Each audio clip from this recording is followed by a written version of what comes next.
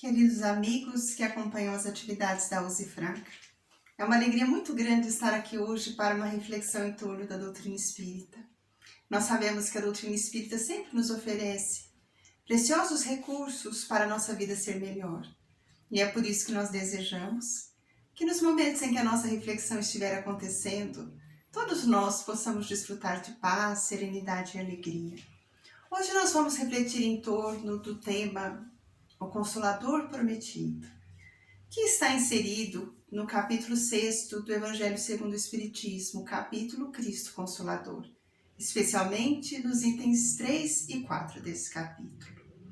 E nós, para reflexionarmos sobre a fala de Jesus nos prometendo um outro Consolador, vamos primeiro pensar um pouco naqueles dias em que Ele esteve entre nós. Quanto foi importante a sua chegada, a sua vida, as suas lições para aqueles que tiveram oportunidade de conhecê-lo de perto, de ouvi-lo, de crescer através da sua influência amorosa. E também poderemos refletir em torno do quanto é importante e precioso para nós nos permitirmos crescer e seguir as suas orientações.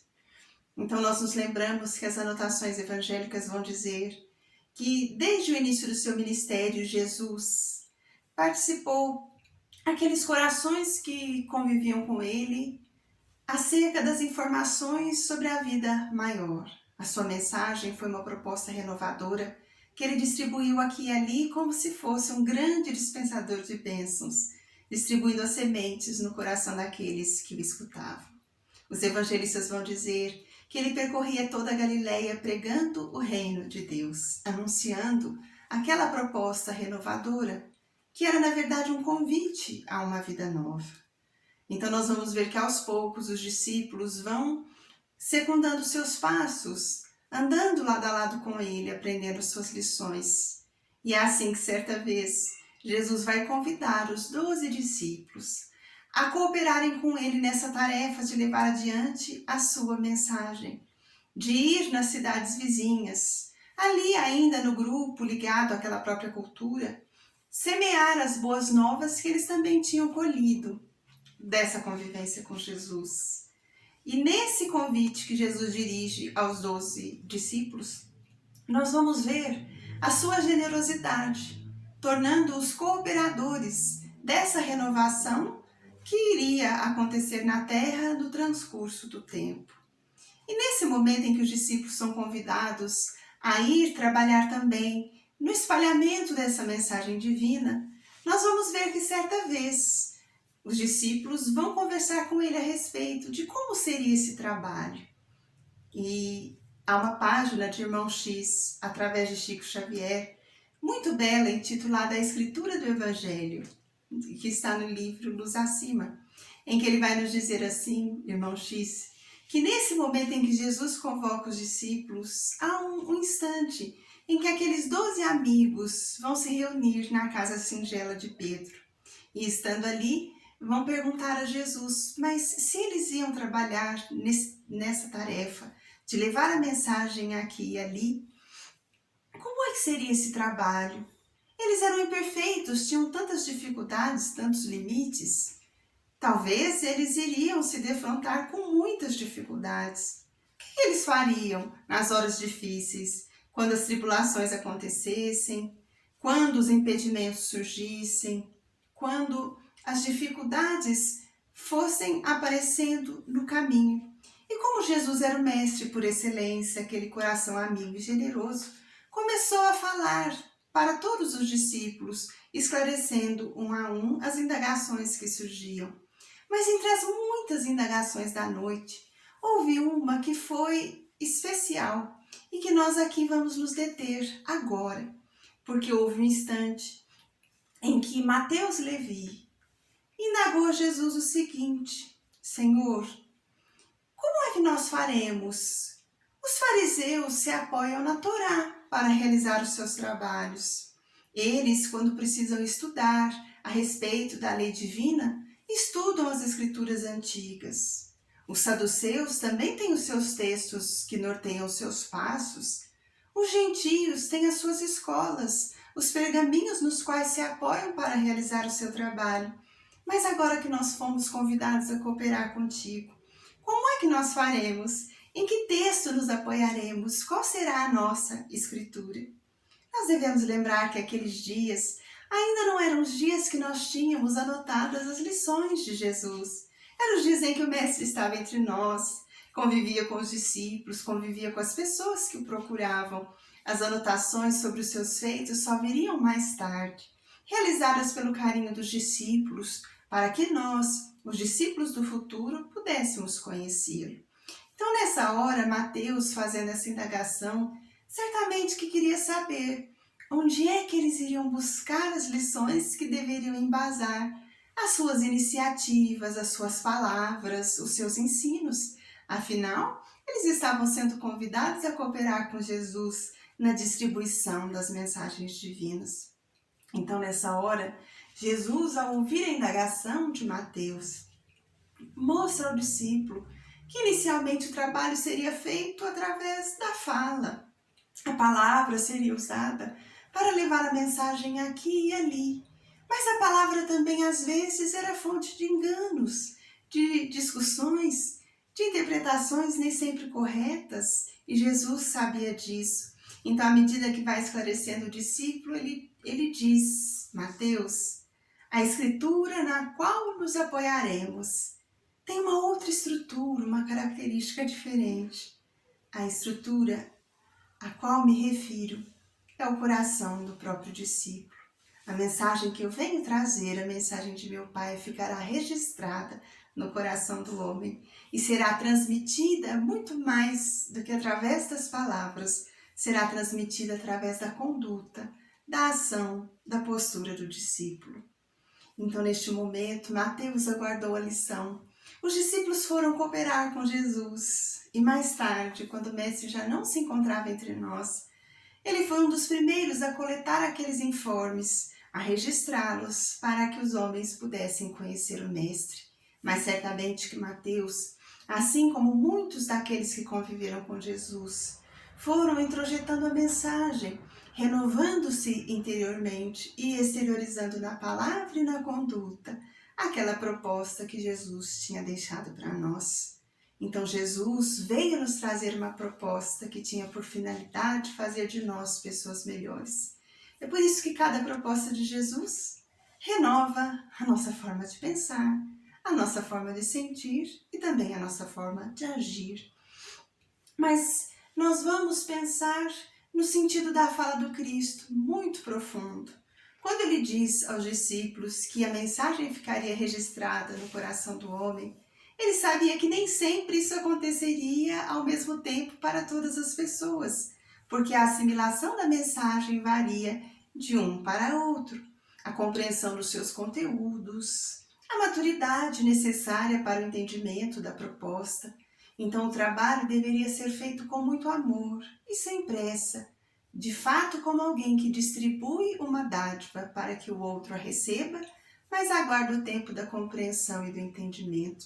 Então Jesus sabia que ele tinha vindo iniciar a tarefa, mas os séculos por vindouros fariam a tarefa maior de amadurecimento dos homens.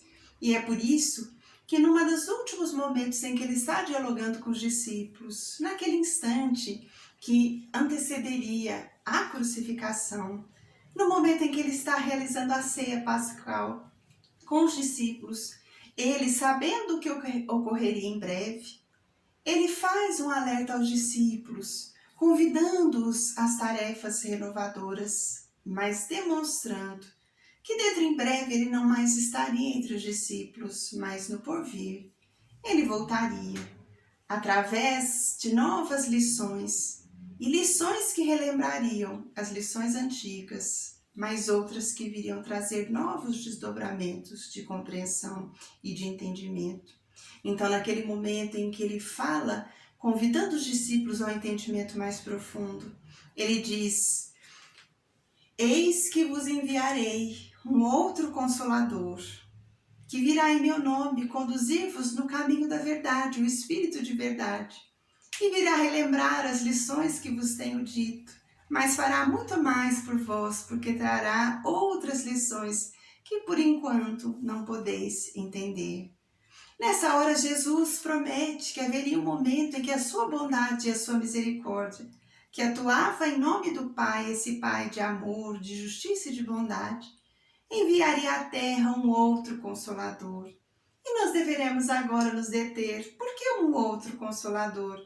Se ele enviaria um outro Consolador, é porque um já veio primeiro. Ele foi o primeiro Consolador, o emissário divino, que trouxe as noções de vida superior, que nos encaminhou para um convívio amoroso com o nosso Pai, através das atitudes de confiança, da fé em Deus, da fé no poder divino.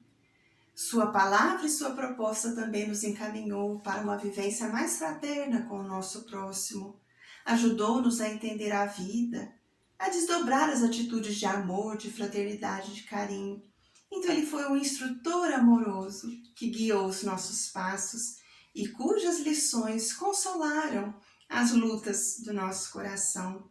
Mas naqueles dias ele sabia que nem tudo ele podia dizer, porque o nosso entendimento ainda não podia alcançar a lição, como se fôssemos crianças, aguardando ainda que o tempo passasse, o amadurecimento chegasse, para penetrarmos mais detalhadamente o sentido profundo de certas propostas. Mas ele sabia que o tempo faria esse trabalho de amadurecimento e haveria um outro instante em que nós, um tanto mais amadurecidos como coletividade, espiritualmente mais amadurecidos, já poderíamos entender lições que antes tiveram que ser explicadas, muitas vezes de forma simples, alegórica, através das parábolas, lições que eram pautadas por experiências do cotidiano, figuras daquele cotidiano, para que nós pudéssemos entender pouco a pouco o sentido profundo da vida. E foi assim então que Jesus, falando aos discípulos, dava certeza de que nunca nos deixaria sós. O Pai continuaria zeloso por nós e haveria um instante em que a sua bondade permitiria que chegasse um outro Consolador, que na fala do Cristo iria nos relembrar as lições do passado, mas iria fazer muito mais por nós, trazer novas lições, desdobrar novo entendimento e continuar nos guiando no caminho da verdade. E é assim que nós vamos ver que dobram-se os séculos. E em pleno século XIX, nós temos os fenômenos mediúnicos, os fenômenos das mesas girantes, em que os espíritos vêm da vida maior falar a nós que aqui nos encontramos acerca da realidade da vida espiritual. Trazem lições que traziam sim aquela proposta de conforto íntimo, porque era a vez em que nós começávamos a compreender que a vida não era só material, era também espiritual, e que os nossos amores que já não viviam aqui continuavam vivendo no mundo dos espíritos. Então era confortador saber que os nossos amores continuavam, que a morte não tinha sido o fim, mas era a continuidade.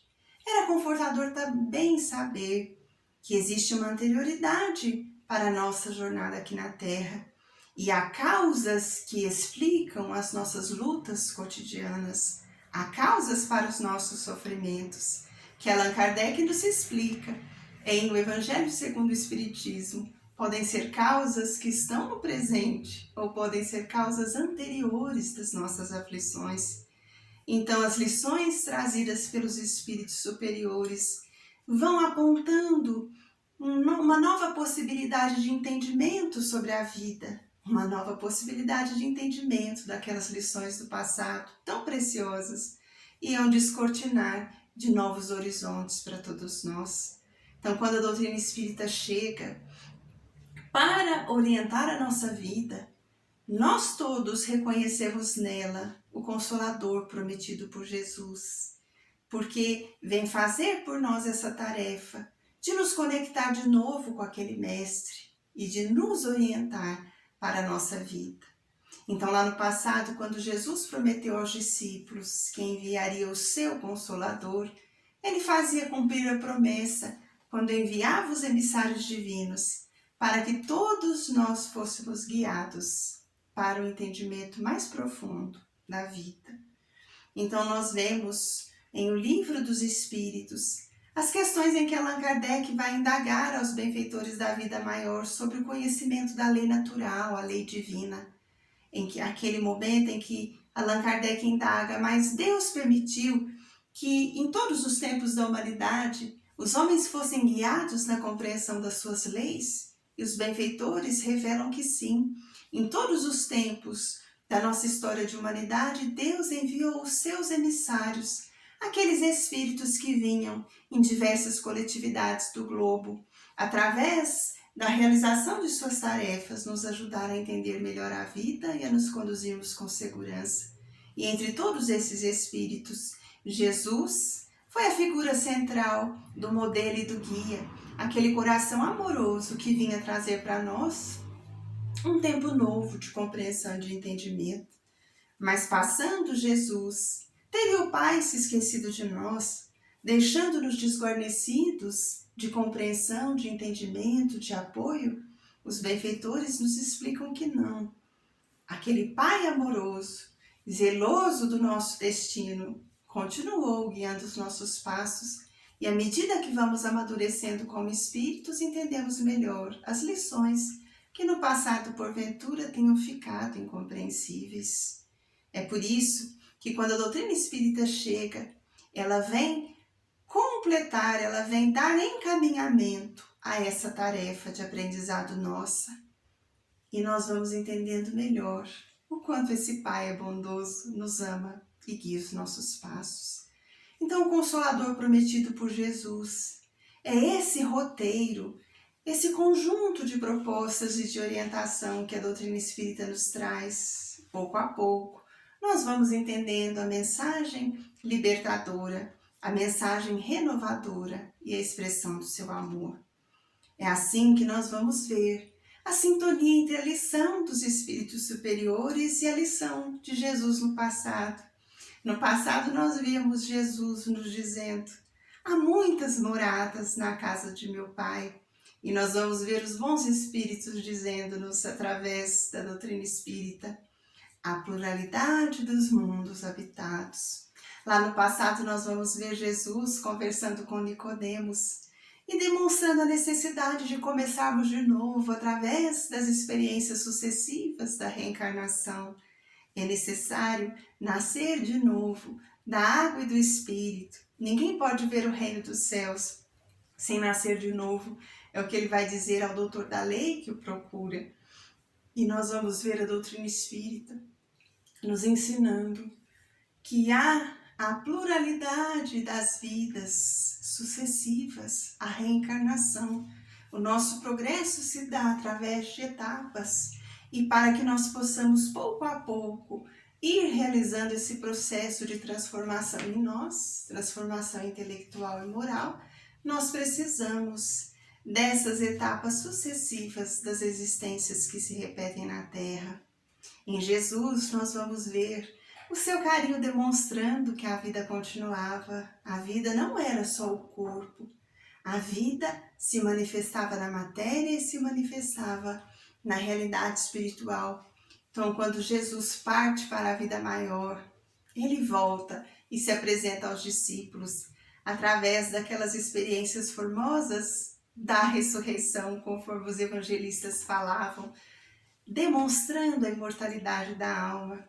E na doutrina espírita nós vemos os imortais, os espíritos voltando para dizer que a vida continuava.